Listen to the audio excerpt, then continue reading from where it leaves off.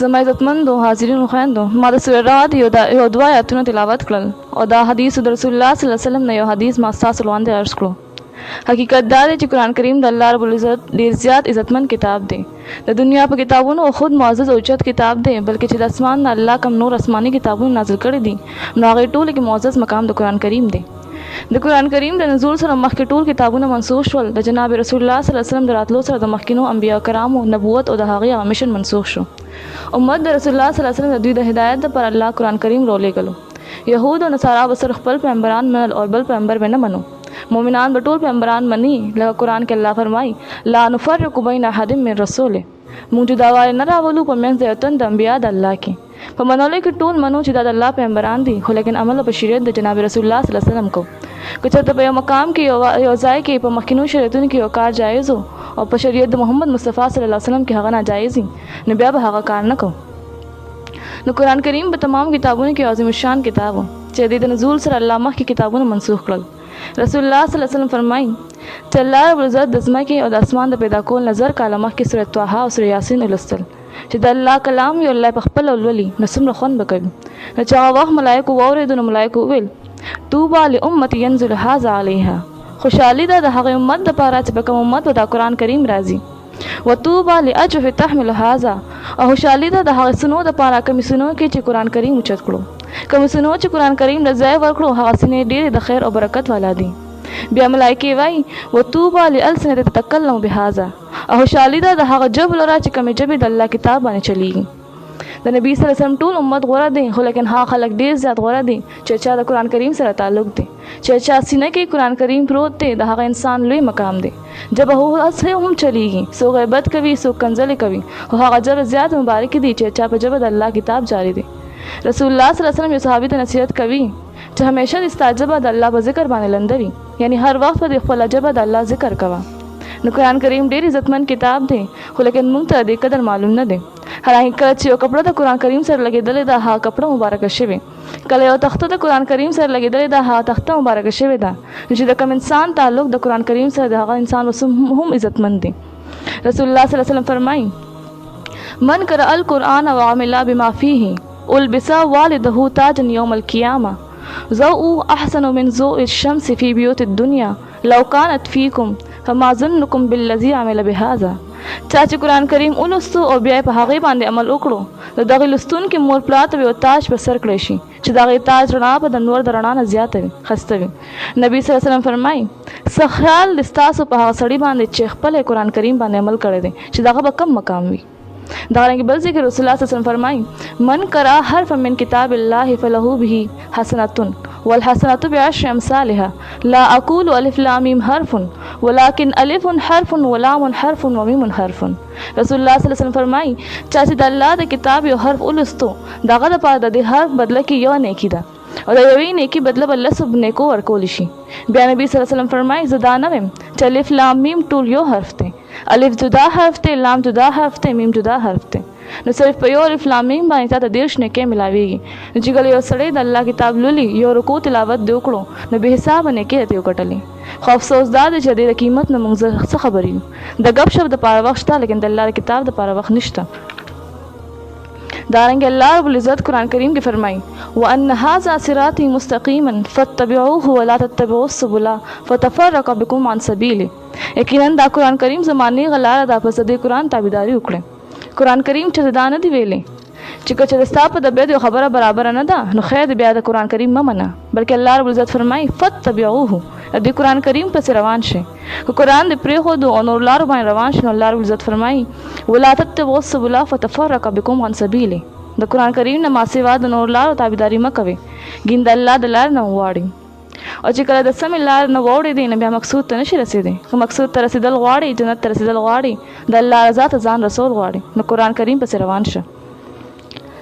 ما چې کوم آیتونه لوستو والذین آتیناهم الکتاب یفرحون بما انزل الیک، الله وایي په هغې کې هغه کسان چې ما ورته کتاب ورکړی دی خوشحالېږي په هغه څه چې دوی ته رالېږلي شوي دي.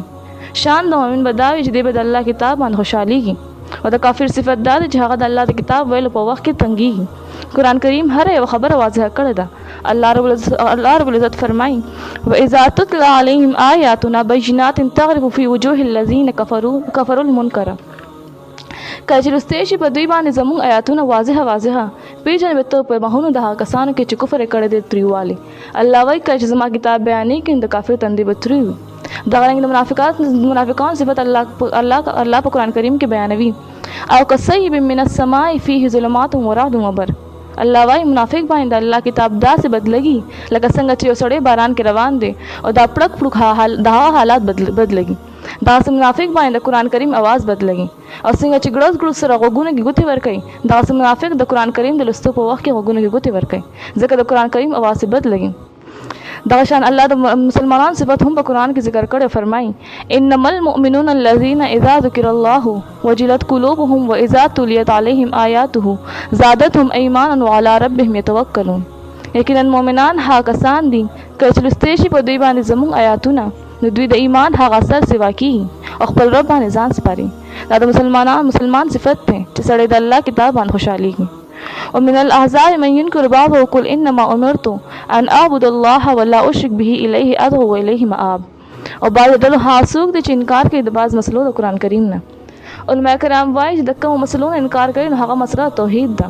چې کله د الله توحید بیانېږي نو بعض خلک داسې دي چې هغوی باندې الله توحید بدلوي. لکه د مکې مشرکان جګړه د نبي صلی الله علیه وسلم سره په دې کې نه وه چې ته موږ ته ولې وایې چې مونځ وکړې.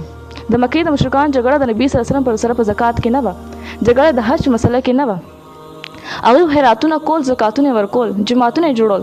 جګړه صرف په دې خبره کې وه چې الله او حاجت روا یو الله نه منو.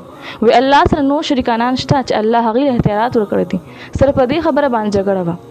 خو دا خبره د ښه نه ده ولې چې زموږ خو ډېر خدایان دي. د سرخوږي دپاره یو الله، تبې دپاره بل الله، زیړي دپاره بل الله، د اولاد دپاره بل الله.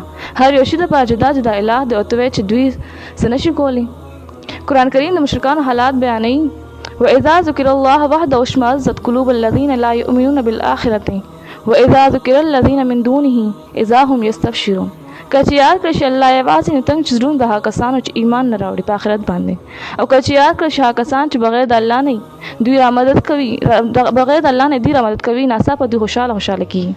مشرکان وایي د اولیاء څومره لوی مقام دی چې شیخ عبدالقادر جیلاني د 1100 کاله ورکه بیړۍ راویستې وه او دوی دا نه مني. حالانکه دا خلک خبر نه دي چې کوم خلک د دنیا نه تللي دي هغوی څه نشي کولی. وایي شیخ عبدالقادر جیلاني به څنګه د 1100 کاله ورکه بیړۍ راوباسي او د هغې دپاره د ځان روایت جوړ کړي دي.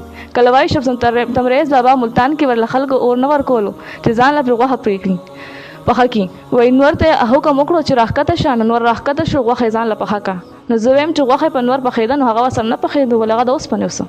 چې کله الله یوازې یاد کړی شي نو د کافرانو زړونه تنګ شي او کله چې هغه کسان یاد کړی شي چې د الله نه ما سوا دي نو دوی ډېر خوشحاله وي. د هر څه کوونکی الله دی. انبیا علیه السلام یو کار نشي کولی، ملایکې نشي کولی، پیریان نشي کولی، صرف الله یې کولی شي. دا رنګ الله رب العزت پر قرآن کریم کې نبی صلی الله علیه وسلم ته خطاب کوي. فرمایي وإن يمسسك الله بضر فلا کاشف له الا هو وإن يردك بخير فلا راد لفضله. که چې ورسي تعالی الله ته تکلیف نشته د هغې لرې کوونکی مګر صرف یو الله دی. او که اراده وکړي تعالی د خیر هېڅوک د الله هغه خیر واپس کولی نشي. که دنیا تمام خلک راجمع شي نو الله چې کومه فیصله کړې ده هغه نشي بدلولی. داسې عقیده د الله په ذات جوړول غواړي. او من الاحزاب من ينكر بعضه. بعض ډلې داسې دي چې قرآن کریم مني لیکن بعض خبرې د قرآن کریم نه مني چې هغه توحید دی. دغه وجه ده چې نبي صلی الله علیه وسلم ته به ویل قرآن کې فرمایي وإذا تتلى عليهم آياتنا بينات قال الذين لا يرجون لقاءنا نأتي بقرآن غير هذا أو بدله. کله چې لوستی شي په دوی باندې زموږ آیاتونه واضحه نو وایي هغه کسان چې عقیده نه ساتي زموږ د ملاقات راوړه د قرآن لره بغیر د دې نه یا بدل کړه دی لره. دین د چا تابع نه دی، دین د الله دی. او څنګه چې الله را لېږلی دی چې هغه شان خلکو ته بیان کړی شي. افسوس په خلکو چې هغې دین د خلکو تابع کړی چې فلانکې حاجي صاحب به خفه شي، فلانکې مولي صاحب به خفه شي. نه، بلکې دین چې څنګه الله را لېږلی دی هغه شان بیانوي. او که هغه شان د بیان نه کړو نو هغه ملا ته به د اور واګې واچولی شي چې هغه ته د حق مسله معلومه ده او خلکو ته حق نه وایي. د دنیا د عرض د وجې نه، د انسان د وجې نه چې دی به خفه شي. نبي صلی الله علیه وسلم فرمایي د قیامت پر ورځ به دته د اور واګې واچولی شي چې ولې د حق بیان نه وکړې. تا د حق بیان کوه الله به ستا حفاظت کوي. دا رنګې بل ځای کې الله رب العزت خپل پیغمبر ته د حفاظت دپاره فرمایي یا ایها الرسول بلغ ما انزل الیک من ربک وان لم تفعل فما بلغت رسالته والله یعصمک من الناس.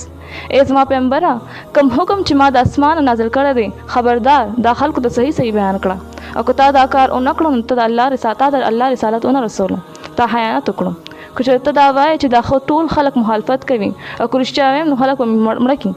خلق ور سره تعلقات ختم کی. الله فرمایي والله يحسمك من الناس، الله بچ کی تا د خلکو نه. حق بیان ستا حفاظت په الله کوي. او دغه وجه وا سو کړه د کافرانو د نبی صلی الله علیه وسلم د قتل بندوبست کړی دی، لیکن الله خپل پیغمبر بچ کړی دی. په څومره ازواتو کې نبی صلی الله علیه وسلم شریک شوی دی، لیکن نبی صلی الله علیه وسلم هغه کې شهید شوی نه دی، په خپل مرګ باندې وفات شوی دی. څومره خلک د نبی صلی الله علیه وسلم قتل بس راغلي دي. کومه فیصله چې د الله طرف نه ده هغه څوک نشي بدلولی. خو حق خلکو ته بیان کړه نو بعض خلک د الله توحید نه انکار کوي. دا رنګ بل ځای قرآن کریم کې الله فرمایي لقد کان لکم فی رسول الله اسوه حسنه، په تحقیق سره شته ستاسو لپاره په باره د پیغمبر د الله کې بهترین نمونه. هر څه کې نبی صلی الله علیه وسلم تابعداري کوه. نبی صلی الله علیه وسلم څنګه خوراک کړ د هاشان خوراک کوه، لباس څنګه اچول د هاشان لباس اچوه، مونځ څنګه کړ د هاشان مونځ کوه. دارنګ نبی صلی الله علیه وسلم نور اعمال څنګه هاشان خپل ټول اعمال برابر کړ. دې ته اتباع د نبی صلی الله علیه وسلم وایي. نو مسلمان له پکار چې عقیده توحید جوړ کړي او عمل په طریقه د نبی صلی الله علیه وسلم باندې وکړي. عقیده توحید او طریقه د نبی صلی الله علیه وسلم بس څنګه پیژنو؟ دغه د پر علاج قرآن کریم دی. زموږ عقیده توحید شي، عمل په سنت د طریقه د نبی صلی الله علیه وسلم شي. او قرآن کریم ته نه کینو او قرآن کریم لاس کې نه راخلو، قرآن کریم نه زده کوو، بیا زموږ علاج نه کیږي. د دې لپاره محنت پکار دی، لکه څنګه چې دنیا د لپاره محنت کوو داسې د دین د لپاره محنت کوو. قال الشاعر نرقع دنیانا بتمزیق دیننا فلا دیننا یبقى ولا ما نرقع. شاعر وایي د دین او دنیا مقابله رااله نو موږ ویل خیر د دین کار بیا وکړو. موږ د دین نه ټوټې جدا کوو او دنیا پې جوړو، دنیا پې پوره کوو. نه دین باقي پاتې شو او نه دنیا باقي پاتې شوه. دین رانه هم لاړ او دنیا رانه هم لاړه. د کوم مقصد دپاره چې موږ پیدا یو چې هغه مقصد خپل کړو. الله رب العزت فرمایي وما خلقت الجن والانس الا ليعبدون، ما نه دي پیدا کړی پیریان انسانان مګر د دې دپاره چې زما عبادت وکړي. موږ تاسو دنیا دپاره پیدا نه یو، دین به د دنیا نه تابع کوو. که چې دین او د دنیا مقابله رااله دین کار به مخکې کوو او د دنیا کار به وروسته کوو. که دین کار په دنیا باندې مخکې کړو نو مونږ کې به هم دین راشي او ټول کلی او ملک کې به هم دین راشي. او که داسې نه وي د دین محنت نه کوو او مونږ ډېر کراته وایو چې الله مونږ کې دین راولي، الله زموږ ملک کې اسلامي قانون راولي، نو بغیر د محنت نه اسلامي قانون نه راځي. ځکه الله رب العزت فرمایي یا ایها الذین آمنوا قوا انفسکم واهلیکم نارا وقودها الناس والحجاره. ای مؤمنانو خپل ځانونه خپل اولاد جهنم د اور نه بچ کړئ. د دې لپاره بله لار نشته بغیر د الله د کتاب نه، چې موږ د الله سره عهد وکړو چې د الله کتاب به زده کوو.